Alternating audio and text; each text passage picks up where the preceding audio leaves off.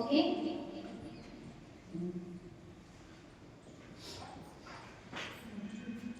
मैं test distribute कर दूँ। ये आपको फिल करना है, सबको मिलेगा दोनों पार्टनर्स को, और कोई किसी की कॉपी नहीं करेगा। आप अपने माइंड से बताएं।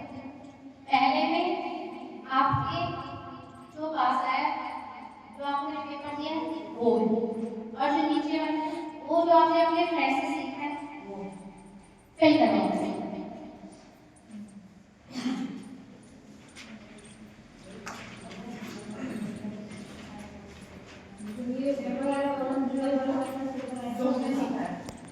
और नीचे वाला जो आपने,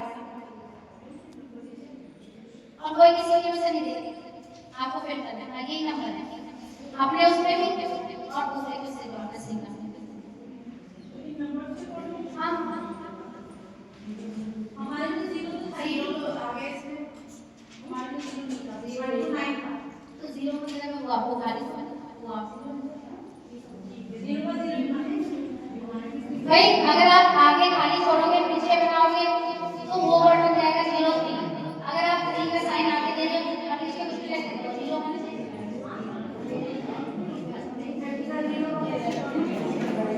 उसमें सब 3 हो जाएगा ना, 3 का साइन बनाना वही होगा 3 वही बना है ना।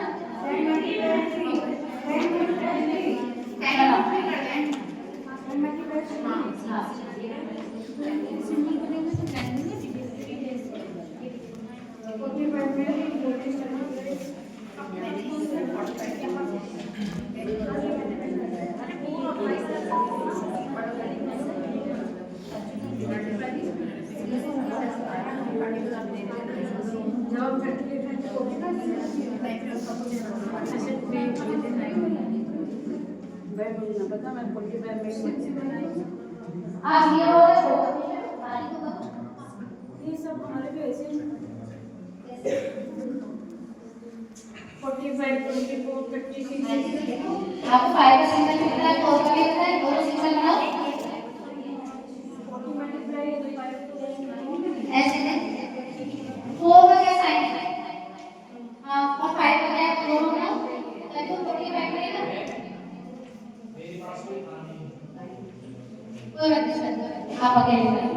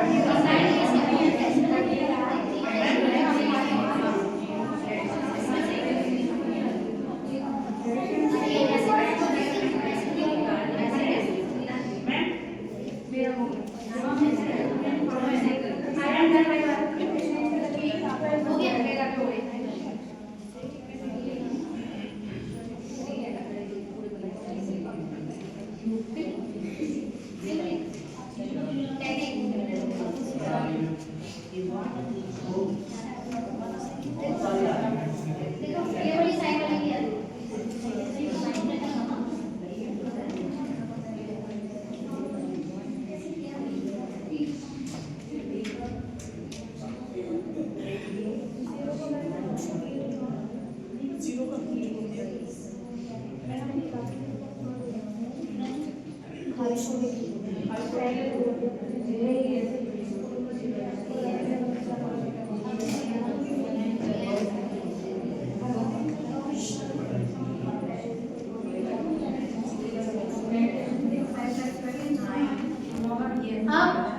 वो जो बनने का जो टेक्निक है, इससे आपको ये पता चल गया होगा कि जब हम रोमन नंबर बच्चों को सिखाते हैं कितने कंफ्यूज होते हैं, है ना? तो हर नंबर सीखना हार्ड होता है। ऐसे स्टार्टिंग में जब हम बच्चे को 1 2 3 सिखाते हैं ना, तो हर फिगर जो है वो चेंज होती चली जाती है और उस समय जो बच्चा होता है ना वो कंफ्यूज हो जाता है कि अगर एक डंडे से बनना है तो 2 में 2 डंडे क्यों नहीं, 2 लाइंस क्यों नहीं, उसका जो साइन है बिल्कुल बदल जाता है। तो कंफ्यूजन, एम्बिग्विटी हर स्टेज पर क्या हो सकती है, हर किसी को हो सकती है। तो इससे सुलझने इसको सॉल्व करने के लिए जो हमारी वॉच होती है ना, वॉच उसके डायरेक्शन में चलना पड़ता है, तब हम उसको सॉल्व। अब इसमें जैसे आपने फर्स्ट 3 और 9 आपने देखा होगा, 3 का जो साइन है ऐसे, 9 बिल्कुल अपोजिट है, 3 9। मैं इस वाले की बात कर रही हूँ जिसके पास ये वाला है, ठीक है? 1 और 7। हाँ, फिर है आपका 2 और 3,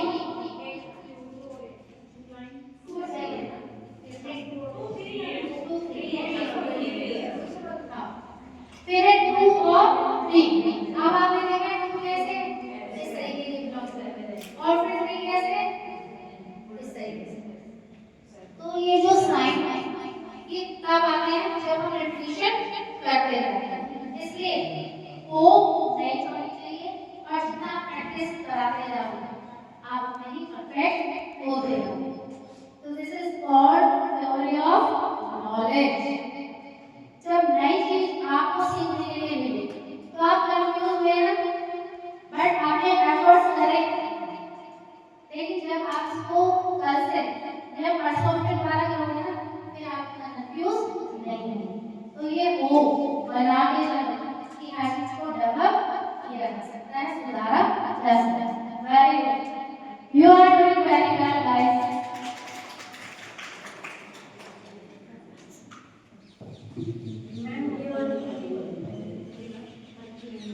ये जो सेकंड आपकी टेक्निक है ये बहुत इजी है।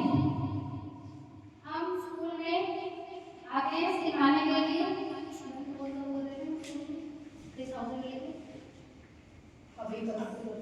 अबेकस। तो ये जो है ये अबेकस की लैंग्वेज है। 1 2 3 वहाँ पे 4 के लिए और 5 के लिए सीधी लाइन। अबेकस आपने कभी तो देखा होगा शायद, मैम 39 मुझे बता देंगे।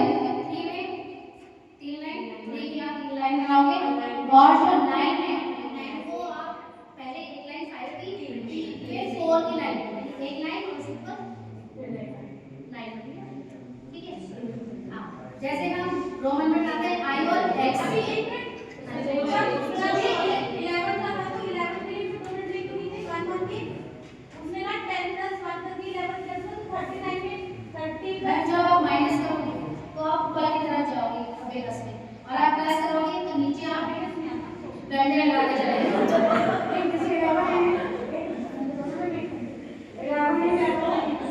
देखो आपने जब 4 बनाया तो डंडा उसके ऊपर एक चीज तो आप जब आपने 11 बनाया तो 10 तो है ओके डंडा, ठीक है?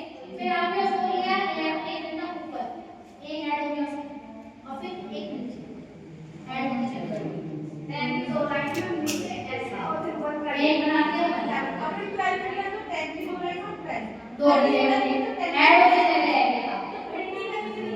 ये आपने क्या जब आप 5 से ऊपर करोगे ना, तो जब आप 5 से ऊपर करोगे तो आप डंडे लाके नीचे करोगे, ठीक है? और जब आप 6 से नीचे करोगे तो आप डंडे लगाओगे। ये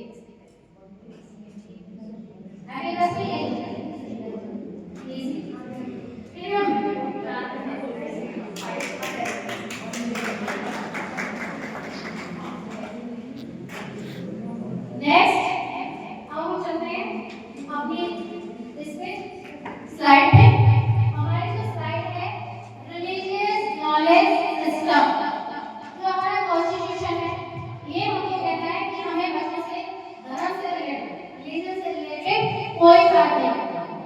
रिलीजन से रिलेटेड एजुकेशन किन इंस्टीट्यूट में दी जाती है जो गवर्नमेंट की हेल्प से चलती है। तो जो टीचर है उनको इस सिचुएशन में बिल्कुल बायस होना पड़ेगा।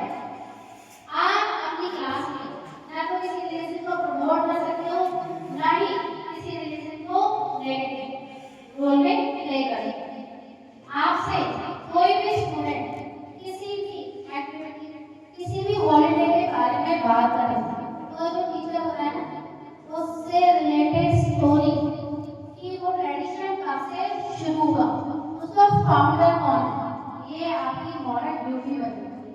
आप ये नहीं सोच सकते कि हमें हमारा ये रिलीजन है, आपको सारे रिलीजन में रिस्पेक्ट पे करनी हो और कोई आपको स्टूडेंट में डेवलप करना, ठीक है।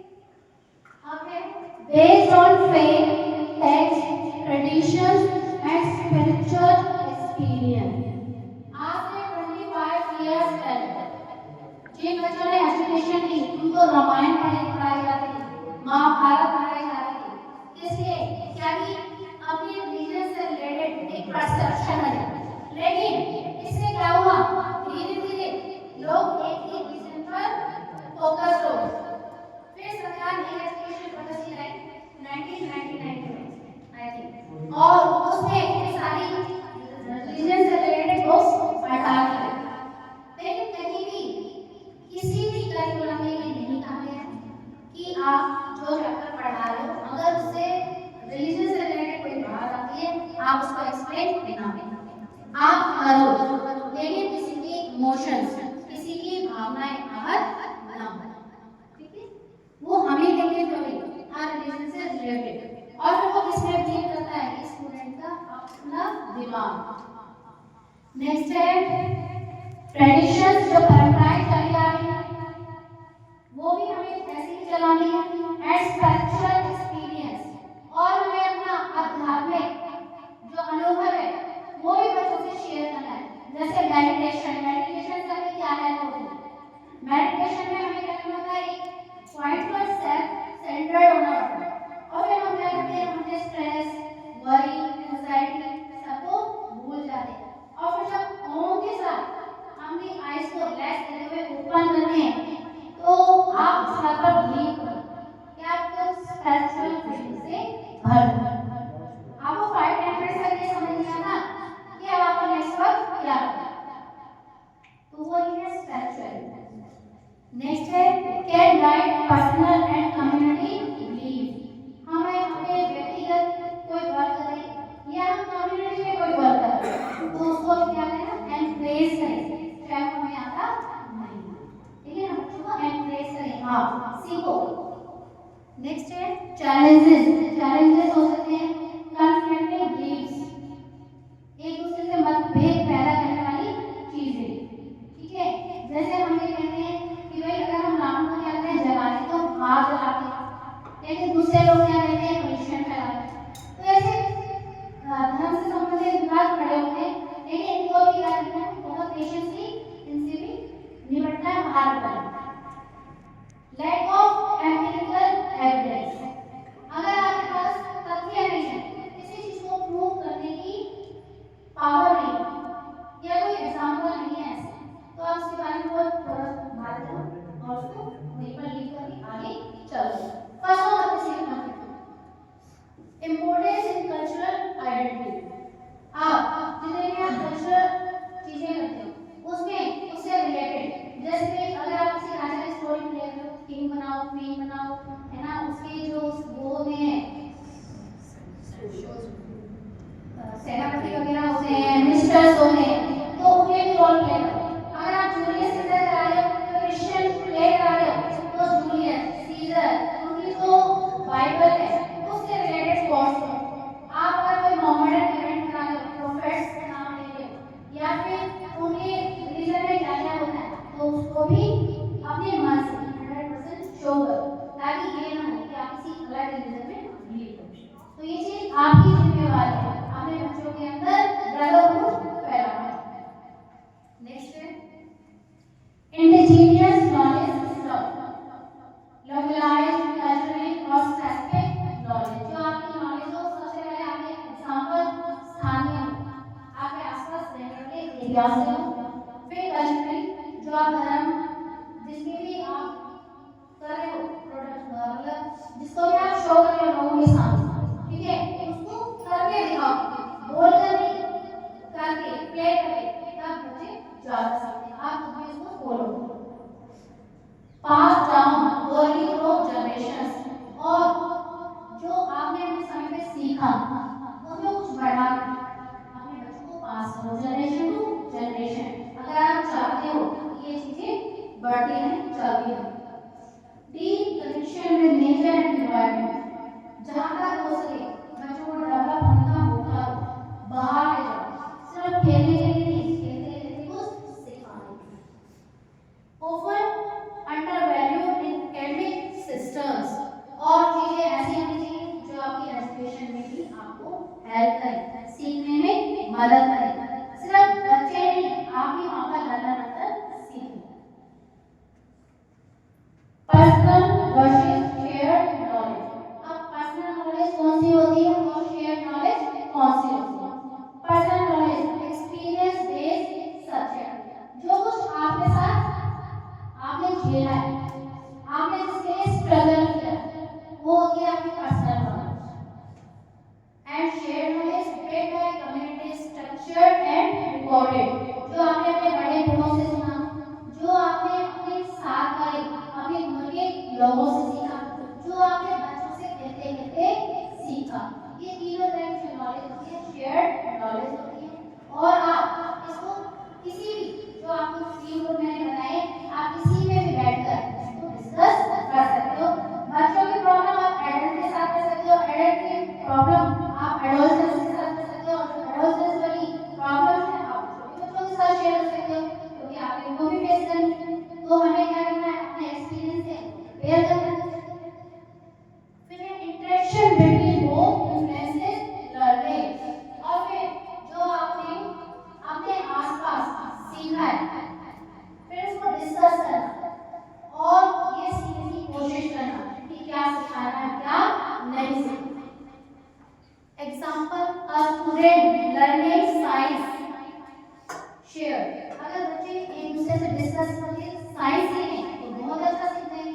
अगर आप एक ग्रुप बना और ग्रुप क्या करता है, मिलकर कोई मटेरियल तैयार करता है, कोई कुछ डालेगा कुछ डालेगा और उसको क्या करेंगे, उसको लिखते चले जाएंगे, तो एक शेयर नॉलेज मिलेगा। साइंस शेयर नॉलेज से सीखी जाती है। And interpreting it to life person, और अगर हम उसको अपने जीवन से कनेक्ट करें तो बहुत अच्छी तरीके से साइंस हम बच्चों को सिखा सकते हैं। ठीक है, हम किसी बच्चे से पूछते हैं पता नहीं ओरू क्या होता है, तो शायद 2-4 जो भी स्टूडेंट हैं वो ना जवाब देगा। अगर हम पूछे बेटा ब्रीथ लेते हो तो कहेगा हाँ, तो ब्रीथ लेने क्या नहीं चाहिए, कहेगा एयर, तो हम बोलेंगे एयर में तो ओरू बोलते हैं।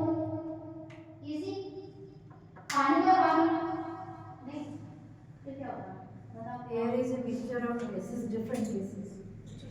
Air is a definition है, air is a mixture of different gases, Not only oxygen. not only oxygen। जैसे वाटर है ना, पानी किसका है, soluble H2O, hydrogen plus oxygen. Next knowledge questions. अब हमने से क्या सीखा, अब से जो रिलेटेड क्वेश्चंस हैं वो कि क्या क्या डिफरेंट आता है। फर्स्ट, ओपन एंडेड, कोई भी क्वेश्चन उसको क्लोज कब करना चाहिए, जब एक दूसरे से पूरी तरह डिस्कशन कंप्लीट हो जाए। ये नहीं है एक ने बोल दिया और दूसरा चुपचाप सुनता, ठीक है। जो चीज आपके लिए हो सकता है सही, आपके विचारों से आपके आइडियाज से व्यूज से, लेकिन हो सकता है दूसरे की कुछ इंटरप्रिटेशन अलग